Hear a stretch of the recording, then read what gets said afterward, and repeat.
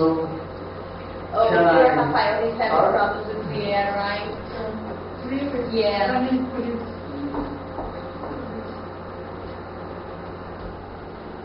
How do you Sorry, Rafa. Okay, so let's start. I would like to thank all of you for being here. My friends, this is my friend too. And as today is a special day for me, I brought to you a gift. But no, don't get me wrong. 1, 4.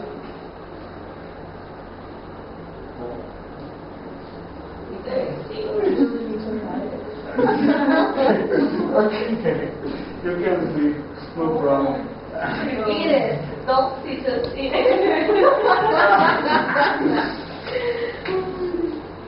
I will explain that after now. I want to talk about something that I really like. Carla told me that I should talk about something that I like, and I thought, my God, what I will talk about? And I was thinking about a lot of things, but I choose this topic because talk something about my life too. And I want to talk about the power of vision and the weakness of sight. The greatest gift that was given to the mankind was the gift of vision. But unfortunately, we just use our sight. If you look to my gift with your eyes, with your sight, because sight is a gift, it's something from your eyes, it's what is in front of your eyes. Then if you look at this with your sight, you will just see a beam.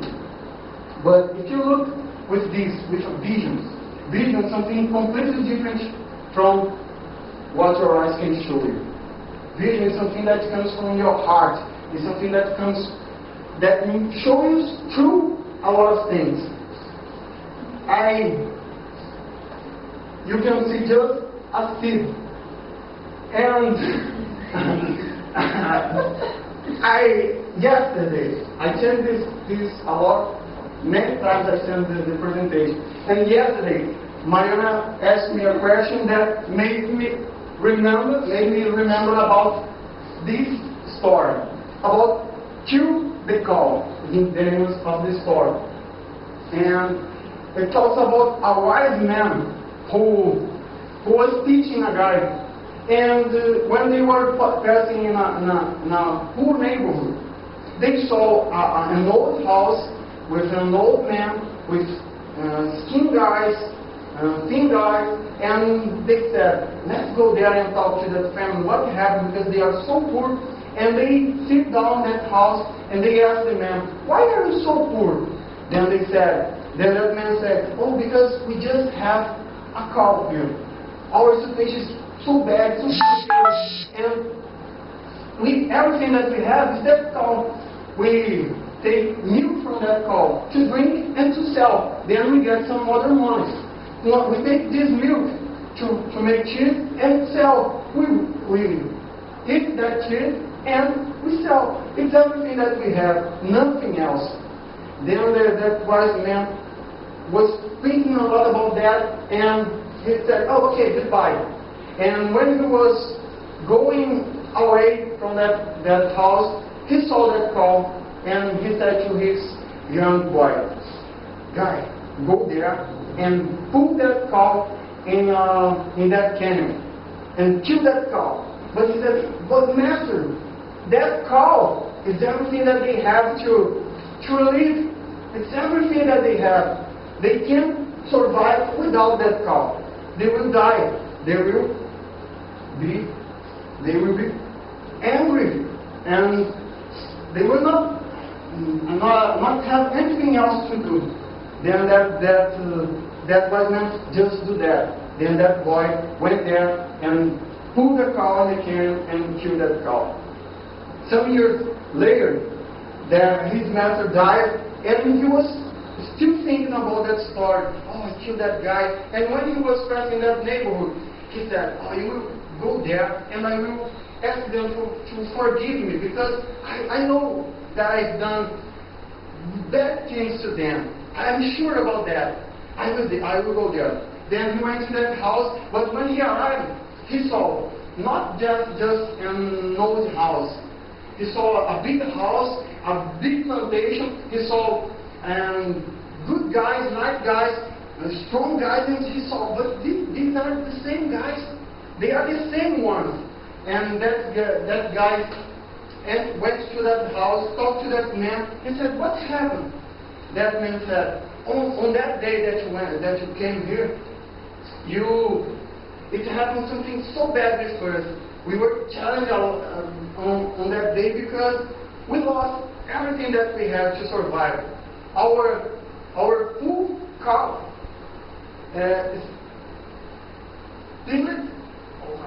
spilled and fell down in that canyon and died. On that moment, we start to think about, oh, what we have to do now. Then they start to work, to plant, to do a lot of things, and they start to sell that and do many things, and they start to get more money than they could have just with that milk and that cow. And they became a rich family in that place. Then what happened? If you look to this seed, to this bean in your hand, just with your sight, you will never see anything else, just a bean. But if you look with your vision, you will see a tree in your hands made. And the biggest problem is that we usually look to people in the same way. We look to some people that are next to us, and we just say, oh, it's just a poor guy, it's just a drug dealer, it's just homeless, it's just someone who doesn't have any other way to survive. But I like all of this because when we look to a child, when we look to a kid, a little boy, we just see a little boy. But every little boy has a dream. And I already had this same dream. I always dream about to be a superhero. And the biggest problem, I always dream about being a superhero. And we always think about a superhero like this one, who can fly, who is strong, who has super strength, invulnerability. You can shock him and nothing will happen. We always think about good guys who will save people, who will do something really good for our society. I always dream about that. But unfortunately, our society has doing that with us. They are changing us so much, and we are learning some bad things in our society that we usually have heroes like this man that I would like to show you.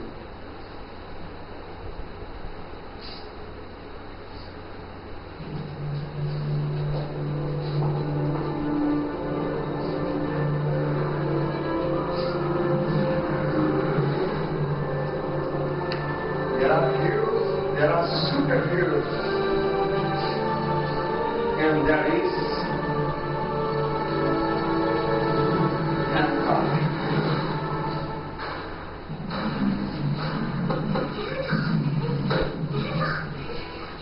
What, boy? You want a cookie? Down on my face. What?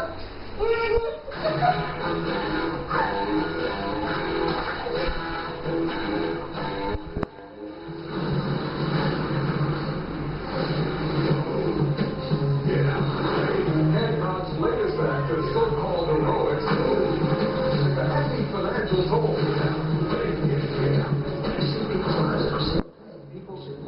I look like I care what people think.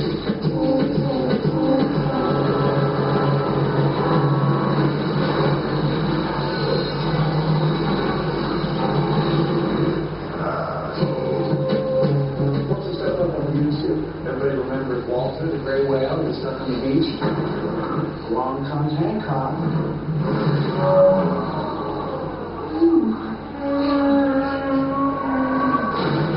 I remember that. Bring your stuff. Get out of the way. People should love him. People should look at him and say, oh, you are my hero. You are saving my family, my city. You are helping us. But people look at him as a drug addict, as an alcoholic, just saying you are nothing. Everybody in this movie, people, this man, he's a strange man with a failed mind, with a weakened mind. And he was trying to do the right thing. He was trying to save people. But his mind was completely disturbed by some things that he suffered in his life. But in the middle of everything, he was trying to do the right thing, but in the wrong way. But in the middle of all this mess, all this complete life, he saves a man's life. Is this guy, Ray. When he saved his life, he destroyed almost a whole city, almost half a city, because he destroyed the train, he destroyed a lot of cars, and he almost killed a lot of people, and they start to complain about what he's done. What you did? You just should fly with the car, and everything would be okay. And they start to curse him and do a lot of things. But this man says, oh, wait, he just saved my life. I could be dead. I could die, but he saved my life. He did the wrong way, but he saved my life. Then he's trying to do something good, but he can't do that. And as reward, he tried to help him. And he said, oh, you must believe in yourself. You must kill some cause in your life. In his life, the cause was that the alcohol was destroying him a lot. You must kill this cause, and you will be different. Society should look at you as a hero, but they are looking at you as a monster, as a killer, as a crazy guy destroying all the city. And unfortunately, we have in our country, we have, I remember now, about a song, a famous song that today I think that became a big statement in our society. Unfortunately, it's true. It's true. This statement that says that.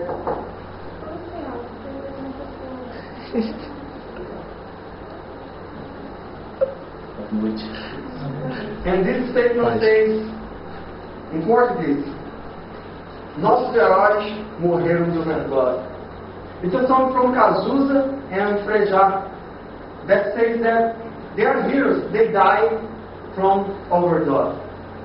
What happened? I can agree with this in some parts, because they should be heroes, but they just died as drug addicts, alcohol, and nothing else. You look to Michael Jackson, he did a lot of things, but when he died, he said that he just died from overdose because he was addicted to that. They didn't always hear, no? They said he died from overdose. When you hear that song, that word, love, you don't remember anything. But when you hear, I will always love you, I remember about Whitney Houston, a great singer, but just died from overdose.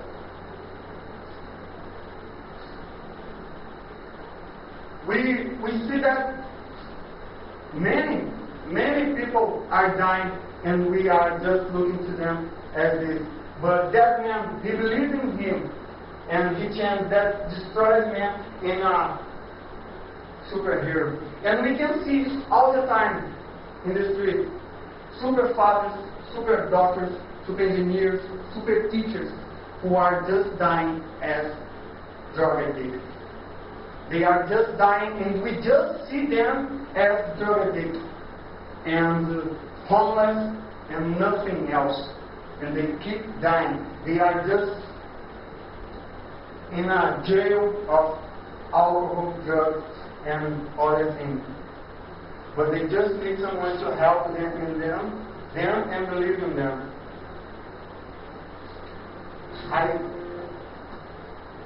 I want to show you now a real story. Because this movie, it talks about the real story. It talks about our life. It talks about a true real story in a superhero. Now I want to show you a man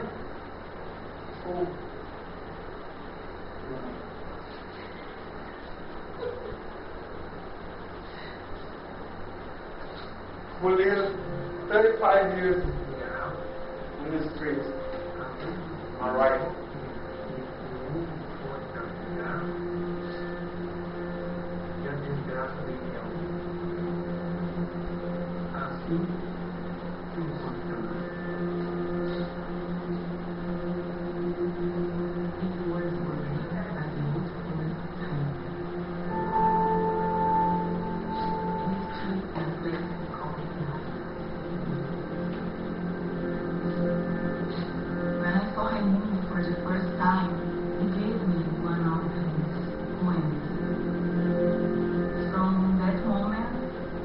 To be part of my life. Writing is his passion. He writes every day. Higiene material, higiene mental. Aqui no espírito vale a mais difícil praticar. Assim no corpo. I always wanted to publish a book of his poems. Person in the street became an impossible dream. I felt I need to do something. I told him that I will create a page for him to publish his poems and to make him recognize himself as a man and as an artist.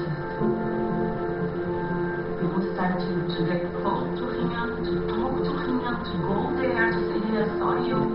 I want to know you. I always want to know, but I didn't have the courage to come and talk. And then something unexpected happened. I got a message from his brother.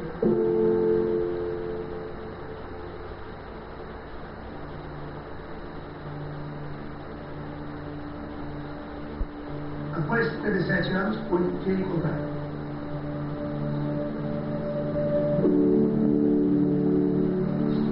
Quando eu cheguei na ilha, eu encontrei um homem no meio de uma sacada de lixo, com cabelo, sem fazer barba, sem condições higiênicas nenhuma,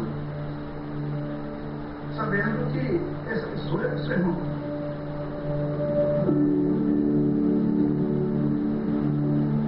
Você diria que viesse morar comigo.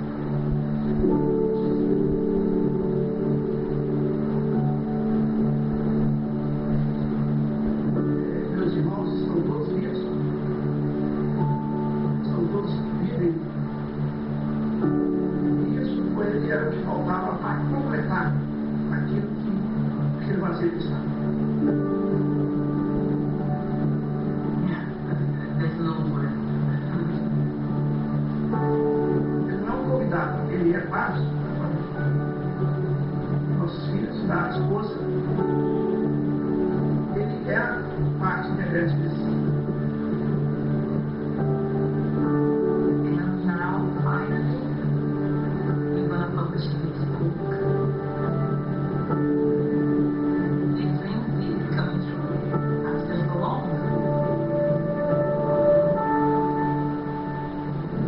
Desgraçado do ouro que se abandonou.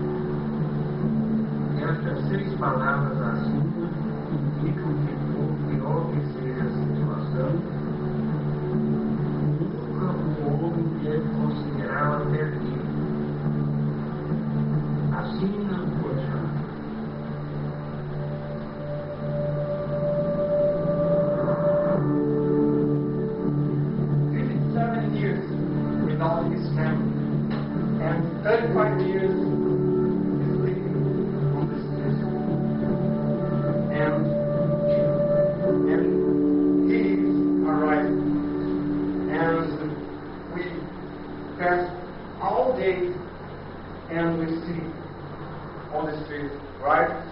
Teacher, I've heard that there is a woman who used to be next Crystal Palace, and they told me that she's an English teacher. And another man who used to walk here, that they call him Jesus, because he's they say that he's an English teacher. He speaks German. They say a lot of things about him, and we just see a destroyed man, a homeless man, and nothing else. And this man, for 35 years, even when he was without nothing, I remember about this to his life. Can a woman forget her nursing child? That she should have no compassion, the son of her womb. Even this may forget, yet I will not forget you, says the Lord. Even when a man is completely destroyed, God will not forget you. God will not let him just there. He will send someone to talk to him and to give a hope, to give words of hope. And I said that this talks a little bit about my life, because when I was, imagine a 16-year-old boy, completely drunk, destroyed, and people should give nothing to him and say that he will be nothing.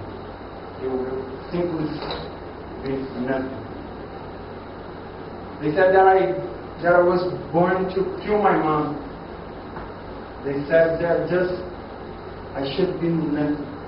And to be here today and talk to you in English, for me, it's amazing. It's incredible, because someone that they said, oh, there is no hope, there is no way.